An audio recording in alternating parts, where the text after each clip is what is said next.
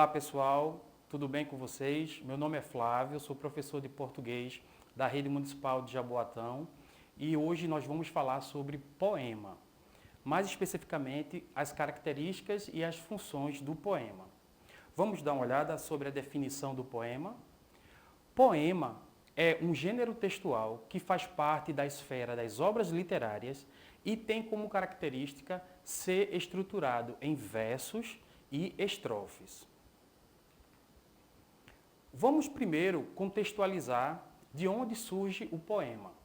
O poema ele surge na década de entre 300 e 350 a.C., com os gregos. Aristóteles ele traz na sua poética os gêneros literários e ele divide em três grandes classes. A primeira classe seria o gênero lírico. A segunda parte, o épico, que também nós podemos chamar de narrativo, e a terceira parte do dramático. O texto dramático, ele foi feito para ser encenado nos teatros gregos. E aí, personagens, artistas, faziam a encenação daquela história, daquele texto que era desenvolvido para o público no teatro. O gênero épico, ele foi desenvolvido para relatar histórias que eram passadas de forma oral, de geração para geração. Então, nas praças públicas, os gregos relatavam seus fatos históricos, heróicos, em praça pública para os seus pupilos. E o gênero lírico é onde justamente o poema está inserido. Ele servia para expressar, né, sentimentos, o eu lírico, e aí chama-se também de lírico por conta do instrumento lira, aonde os grandes poetas recitavam seus poemas com a lira junto.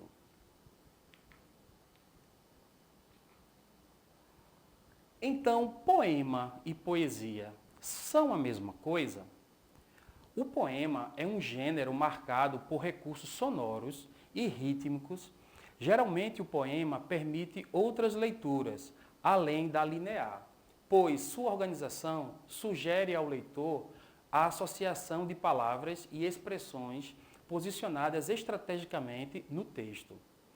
A poesia está presente no poema, assim como em outras obras de arte, que, como o poema, convidam o leitor, espectador, ouvinte, a retomar a obra mais de uma vez, desvendando as pistas que ela apresenta para a interpretação dos seus sentidos. Dessa forma, nós temos que compreender o seguinte: o poema é a estrutura, é a parte física da transmissão do poema. E a poesia são justamente os sentimentos, aqueles sentimentos que a poesia ela vai colocar dentro de mim. Então, se eu tenho raiva, se eu tenho alegria, se eu me emociono com aquele texto, isso é a poesia que está acontecendo. Enquanto que o poema é só a parte estrutural, que ela pode ser escrita, ela pode ser falada, ela pode estar em uma imagem. Então, essa é a grande diferença entre o poema e a poesia. E o poeta? Aonde fica na história? Né? O poeta, vamos dar uma olhada aqui na tela. O poeta é o artista que usa as palavras para fazer a obra de arte, o poema. Ele sabe como combinar as palavras, dar ritmo e essa combinação, como fazer com que elas conquistem e surpreendam o leitor. Então, o poeta nós poderemos considerar como um artista das letras. E como é que se estrutura um poema? Bom, o poema ele pode ser escrito de várias formas, certo? Mas, desde os primórdios, existem padrões que eu posso seguir ou não. Os poemas clássicos, eles eram divididos da seguinte forma. Olha aqui comigo. Eu tenho aqui o soneto de fidelidade, né, de Vinícius de Moraes, em 1946, e eu tenho blocos, que esses blocos, que você poderia estar interpretando como parágrafos, são chamados de estrofes, tá?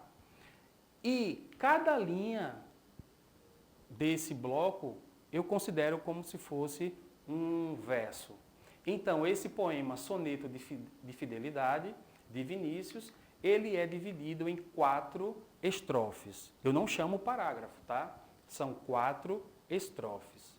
E cada linha dessas estrofes eu vou chamar de um verso. Observando esse texto, eu percebo então que este poema ele é separado em 4 estrofes e 14 versos.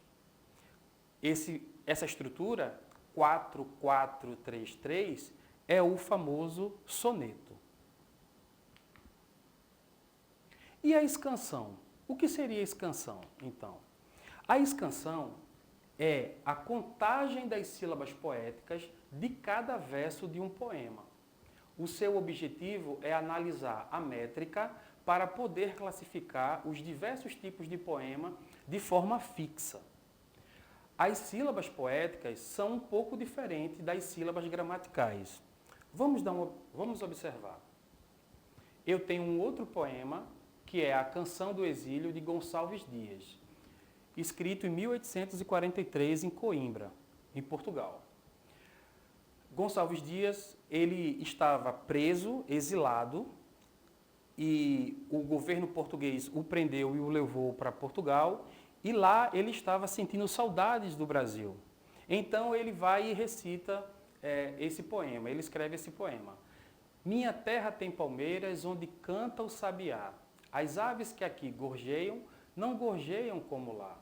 Nosso céu tem mais estrelas, nossas várzeas têm mais flores, nossos bosques têm mais vida, nossa vida mais amores.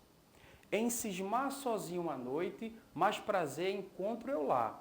Minha terra tem palmeiras, onde canta o sabiá. Minha terra tem primores, que tais não encontro eu cá.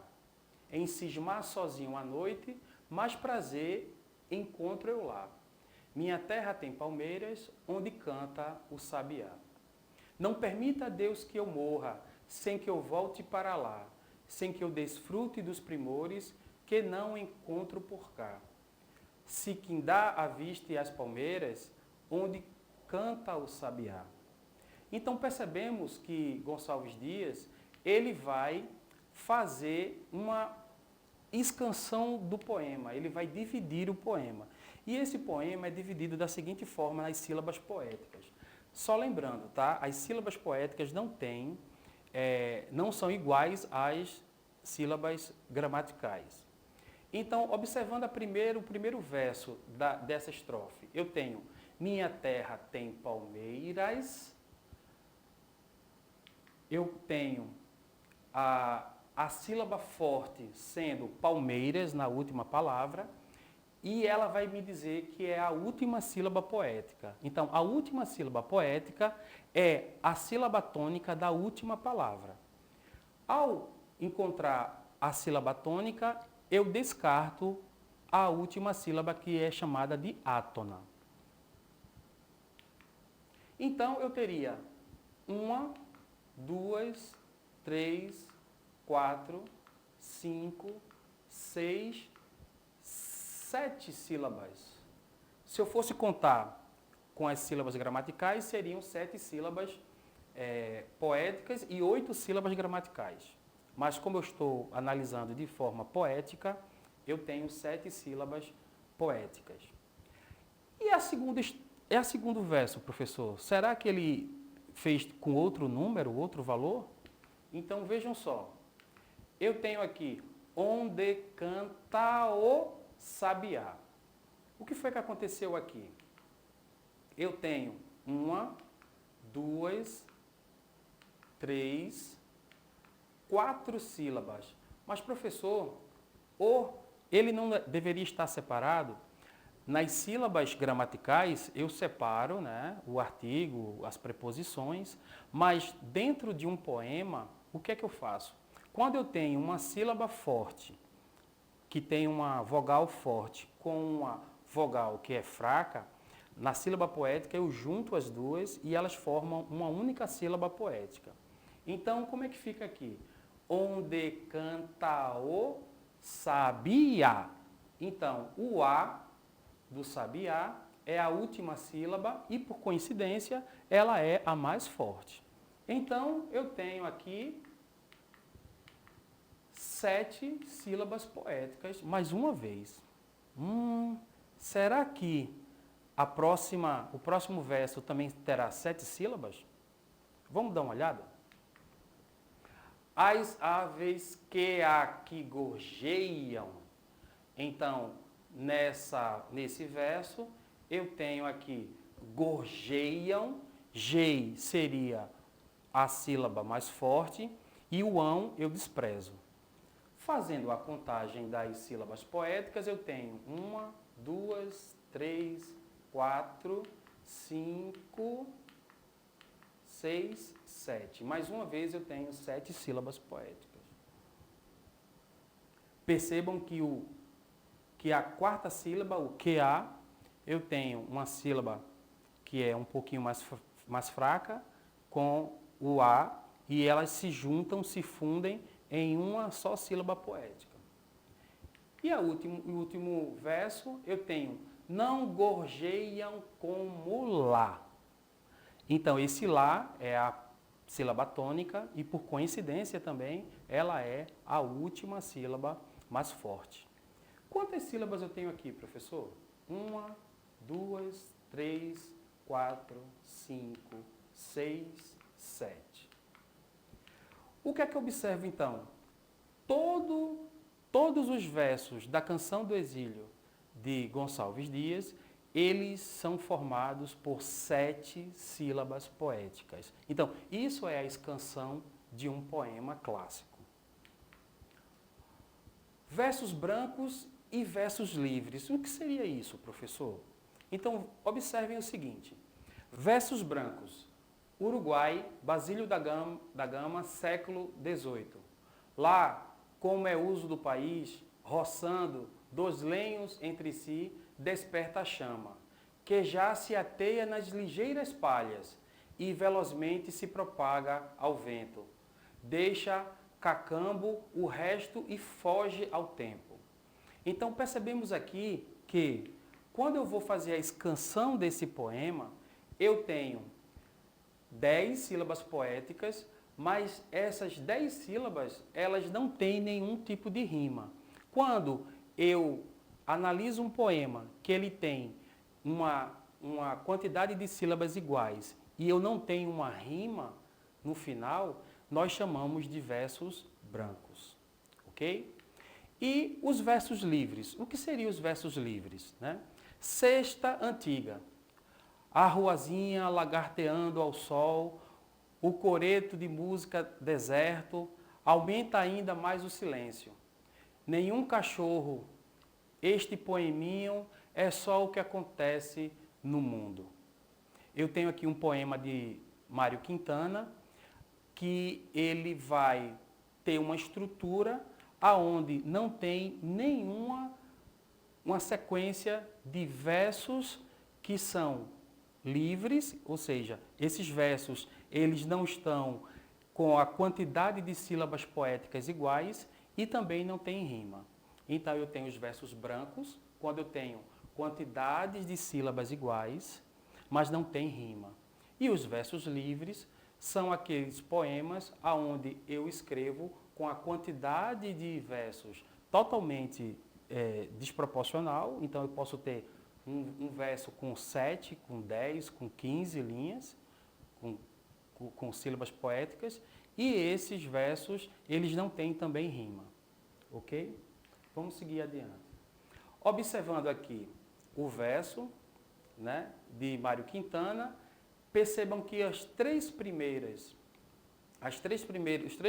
versos, eu tenho os 2 primeiros com 10 sílabas poéticas eu tenho o terceiro com 9 sílabas poéticas e os dois últimos eu tenho um com 4 e outro com 5. Então, é totalmente despadronizado esse recurso. Isso aconteceu por quê? Porque depois do modernismo, onde em 1922, a poesia ela foi totalmente desconstruída e hoje eu não sigo mais os padrões clássicos. Um poeta, ele pode escrever um soneto, hoje em dia, mas também ele pode escrever um poema totalmente desconstruído, como é o caso do Mário Quintana, aqui, nesse exemplo. Vamos seguir adiante. E as rimas, professor? Né? Como é que são as rimas de um poema? Na parte clássica, né, nós vamos entender o seguinte. Primeiro vamos definir o que é rima. Né? Rima é o nome que se dá à repetição de sons semelhantes, ora no final de versos diferentes, ora no interior do mesmo verso, ora em posições variadas, criando um parentesco fônico entre palavras presentes em 2 ou mais versos. Desta forma, eu tenho aqui um poema de Drummond de Andrade, que um trecho de um poema dele, que diz o seguinte: senta-se nesta cadeira, e eu tenho como o final da sílaba, né, a palavra eira. E aí, o que é que eu faço? Toda vez que eu vou fazer uma rima de poema, meu primeiro verso, eu coloco ele como se fosse o verso A. Eu dou o nome dele de verso A, rima A. E aceita nosso jantar. E aí eu mudei a rima. Se eu mudo a rima, a próxima mudança fonética que acontece, eu coloco como B. Tranquilo em casa, mineira. Opa, só que agora mineira rima com cadeira. Então, a parte fonética do fim do mineira rima com cadeira. Então, eu volto a classificá-lo como uma sílaba com a rima A. Nunca faltou um lugar. Então, o lugar vai rimar com o segundo verso, que rima com jantar. Então, a estrutura que eu tenho da rima seria A, B, A, B. Esse passo que nós fazemos, ele vai seguir o poema inteiro. Se eu tiver um poema com 10 versos, eu posso ter uma estrutura AB, AB, AB, AB até o fim. Eu posso ter uma estrutura de um poema com A, posso ter com AB, BA e assim sucessivamente. Então, sempre que você for fazer um poema com rima, o primeiro verso eu vou classificá-lo como verso de rima A. Se tiver uma mudança nessa sonoridade, eu vou colocando as letras do alfabeto, conforme os sons vão mudando, tá bom? Vamos ver aqui mais um. Uma outra forma de analisarmos as rimas é também quando em um poema eu tenho só uma vogal como a rima desse verso. Então, por exemplo, eu tenho aqui Melancolia, de Guilherme Almeida. Então, eu tenho a seguinte rima, né? Sobre um fruto cheiroso e bravo. E aí eu tenho Bra, o A, como a vogal tônica. Logo em seguida, eu tenho todo pintado de vermelho vivo. E aí eu tenho novamente o I como uma sílaba tônica. Uma largata verde dorme. E esse Dó aí também é a vogal tônica. E aí eu percebo o seguinte, que em cada verso, a sílaba tônica, ela tem uma rima entre o A do primeiro verso com o A do quinto verso. E aí eu tenho depois uma rima do I do segundo verso com o I do quarto verso e com o sexto verso. Então, nós temos esses dois tipos de rima. Eu tenho as rimas que são colocadas no final de cada palavra, e as rimas das tônicas de cada última palavra do poema. Então, gente, por hoje é só. Nós vamos nos encontrar nas próximas aulas. Bons estudos para vocês.